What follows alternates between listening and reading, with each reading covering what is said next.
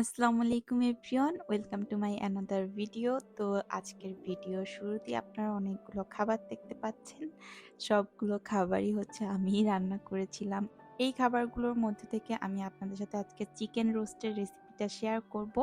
তো সবার প্রথমে আমি এখানে হচ্ছে মাংসটা নিয়ে নিয়েছি। এখানে ৮ পিস মুরগির মাংস ছিল, সোনালী মুরগি ছিল। তো এখানে প্রায় ১ কেজির মতো মাংস হবে। আমি সব মাংসগুলোর ভিতরে হচ্ছে লবণ দিয়ে মাংসটাকে খুব ভালোভাবে মাখিয়ে নিচ্ছিলাম, যাতে প্রত্যেকটা মাংসের পিসেই হচ্ছে লবণটা খুব ভালোভাবে লেগে যায়। আর এরপরে আমি হচ্ছে এই পুরো মাংসগুলোকে রেস্টে রেখে দিব ১০ থেকে ১৫ মিনিটের জন্য, যাতে হচ্ছে মাংসটার ভিতরে লবণটা ভালোভাবে ঢুকে যেতে পারে।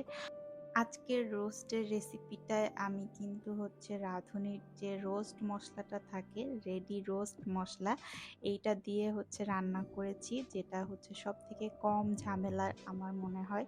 বাইরের মশলাও অনেক কম ইউজ করতে হয় আর খুব সহজে রান্না করে ফেলা যায়। তো এখানে আমি সবার প্রথমে একটা কড়াইতে তেল দিয়ে নিয়েছি। তেলটা গরম হয়ে যাওয়ার পরে এখানে আমি পেঁয়াজের বেরেস্তা বানিয়ে নেব।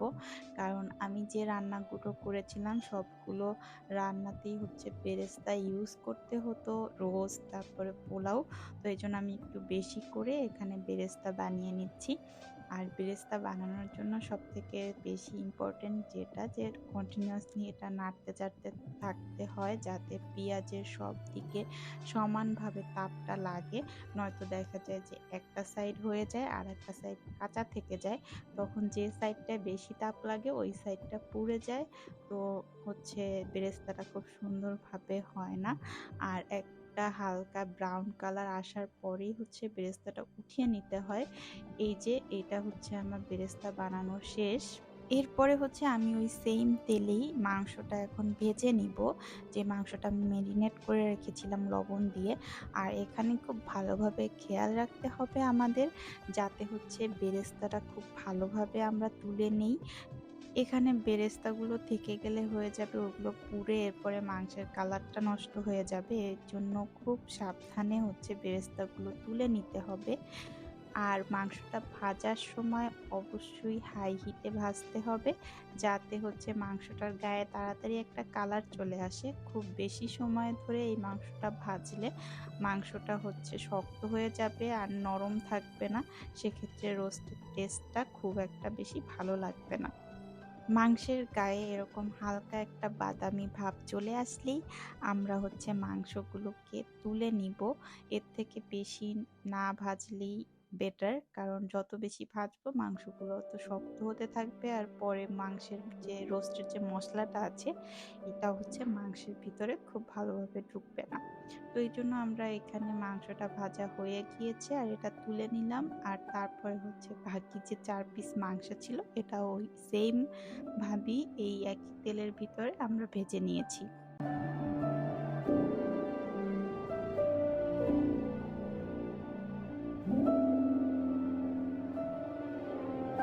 মাংসটা ভাজা হয়ে গেলে এরপরে আমরা এখানে দিয়ে দিচ্ছি কিছু পেঁয়াজ কুচি।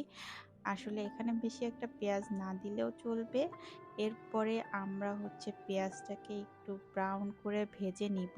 আর এরপরে আমরা বাটা মশলা যেটা আছে, রসুন তারপরে হচ্ছে আদা, এগুলো এখানে ইউজ করব। তো রসুনটা দেওয়ার পরে আমি ২ মিনিটের মতো ভেজে নিয়ে এরপরে আদাটা অ্যাড করলাম।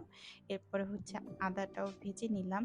আমার খালামণি সবসময় বলে যে রোস্টের আর যে মশলাগুলো আছে, কাঁচা মশলাগুলো, এগুলো যদি আমরা একসাথে না দিয়ে এরকম ধাপে ধাপে দিয়ে এরপরে মাংসটা রান্না করি তাহলে মাংসটার টেস্ট বেশি ভালো লাগে। এরপরে এখানে আমি অ্যাড করলাম পেঁয়াজ বাটা। পেঁয়াজটা অ্যাড করার পরেও কিছু সময় ভেজে নিতে হবে, যাতে পেঁয়াজের যে কাঁচা ভাবটা বা গন্ধটা আছে এটা চলে যায়। আর পেঁয়াজের গন্ধটা চলে গেলে এরপরে এখানে আমরা আরও কিছু মশলা অ্যাড করব। সবার প্রথমে এখানে আমরা অ্যাড করলাম ২-৩ টুকরা এলাচ আর তারপরে হচ্ছে দারচিনি। কারণ এইগুলো সব মশলাই হচ্ছে রাঁধুনির যে রেডি মশলাটা আছে সেটার মধ্যে আছে, তাও হচ্ছে একটু কাঁচা মশলা দিলে ফ্লেভারটা আরও বেশি ভালো আসে। আর তারপরে এখানে আমি ইউজ করলাম কাজু বাদাম বাটা। এখানে আপনারা চাইলে যে কাঠবাদাম বাটা এটাও ইউজ করতে পারেন, আবার কাজু বাদামটাও ইউজ করতে পারেন, এটা আপনাদের ইচ্ছা মতো। এরপরে আমি এখানে রাঁধুনির যে গুঁড়া মশলাটা আছে আর টক দই মিশিয়ে একটা মিক্সচার রেডি করে রেখেছিলাম, সেটা এখানে ইউজ করলাম। এটা আপনারা সবসময় ফলো করার চেষ্টা করবেন। একদম গুঁড়া মশলাটা ডিরেক্ট এখানে ইউজ করার থেকে এটাকে টক দই আর একটু পানি দিয়ে মিশিয়ে লিকুইড ফর্মে এরপরে এটা এখানে অ্যাড করবেন। এতে করে যা হবে, গুঁড়া মশলাটা ডিরেক্ট ইউজ করলে সেটা পুড়ে ওঠার একটা সম্ভাবনা থাকে। তারপরে আমি এখানে ইউজ করেছি একটু লবণ আর খুবই অল্প পরিমাণে হচ্ছে গুঁড়া মরিচের গুঁড়ো। আর তারপরে এখানে আমি ইউজ করেছি টমেটো সস। এই সব কিছু ইউজ করার পরে আমি খুব ভালোভাবে এই মশলাটাকে হচ্ছে কষিয়ে নিব। আর এই পর্যায়ে আমি হচ্ছে ওই যে যে বাটিটাতে হচ্ছে রাঁধুনির গুঁড়া মশলা টক দই মিক্স করেছিলাম, ওই বাটিটা ধুয়ে এখানে একটু পানি দিয়ে নিয়েছি, যাতে এই মশলাটাকে আমি অনেকক্ষণ বেশি সময় ধরে কষাতে পারি। আর একটা জিনিস আপনারা খেয়াল রাখবেন যে এই মশলাটা আপনারা যত বেশি কষিয়ে কষিয়ে এরপরে রান্না করবেন, আপনাদের রোস্টের টেস্টটা তত বেশি ভালো ও মজার হবে।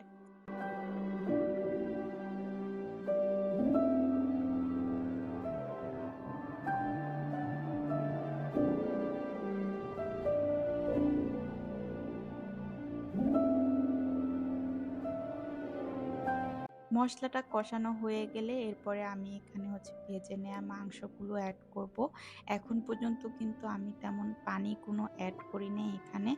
তো মাংসগুলো দেওয়ার পরেও আমি হচ্ছে খুব ভালোভাবে মশলার সাথে মাংসটাকে হচ্ছে নেড়ে চেড়ে দিয়ে মশলাটা মাংসে মাখিয়ে দিব।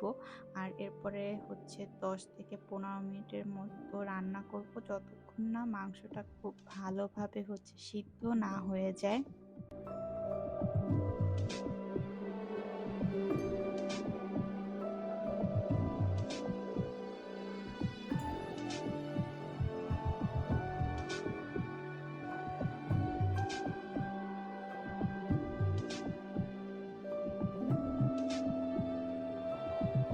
10 থেকে 15 মিনিট কষানোর পরে এখানে আমি অ্যাড করে দিচ্ছি প্রায় 1 কাপ লিকুইড দুধ। মানে এটা কিন্তু আসলে লিকুইড বানিয়ে নিয়েছি, এটা কিন্তু আসলে গুঁড়ো দুধ। গুঁড়ো দুধটার সাথে আমি একটু পানি মিশিয়ে এরপরে এটা এখানে অ্যাড করেছি। এটাও হচ্ছে লিকুইড গরুর দুধটার থেকে যদি গুঁড়ো দুধটা এখানে আমরা অ্যাড করি তাহলে হচ্ছে এটা বেশি ভালো, কারণ গরুর ডিরেক্ট লিকুইড গরুর দুধটা ইউজ করলে অনেক সময় দেখা যায় যে ছানা কেটে যায়, তখন হচ্ছে রোস্টের যে ঝোলটা আছে এটা তেমন একটা ভালো লাগে না। তো দুধটা দেওয়ার পরে হচ্ছে আর 10 মিনিটের মতো রান্না করলেই রোস্ট একদম রেডি হয়ে যায়। আর সবার লাস্টে সার্ভ করার আগে আমি হচ্ছে উপর থেকে একটু ঘি দিয়ে নিয়েছিলাম। তো এই যে এখানে হচ্ছে রোস্টটা একদম রেডি হয়ে গিয়েছে। এটা ছিল রোস্টের ফাইনাল লুক। আমি এরপর উপর থেকে একটু বেরেস্তা হচ্ছে ছিটিয়ে দিয়েছিলাম। তো যাই হোক, এই ছিল আজকের আমার রোস্টের রেসিপি, যেটা হচ্ছে খুবই টেস্টি হয় খেতে। আমি রান্না করেছিলাম, সবাই অনেক বেশি পছন্দ করেছে। আপনারা সবাই বাসায় একবার হলেও এই ওয়েতে রোস্টটা রান্না করে ট্রাই করে দেখবেন। আর আমার ভিডিওগুলো যদি ভালো লেগে থাকে তাহলে অবশ্যই আমার পেজটাকে ফলো করে দিবেন। আর যদি ইউটিউবে দেখে থাকেন তাহলে অবশ্যই আমার চ্যানেলটা সাবস্ক্রাইব করে দিবেন আর ভিডিওগুলো শেয়ার করে দিবেন আপনাদের ফ্রেন্ডস অ্যান্ড ফ্যামিলির সাথে।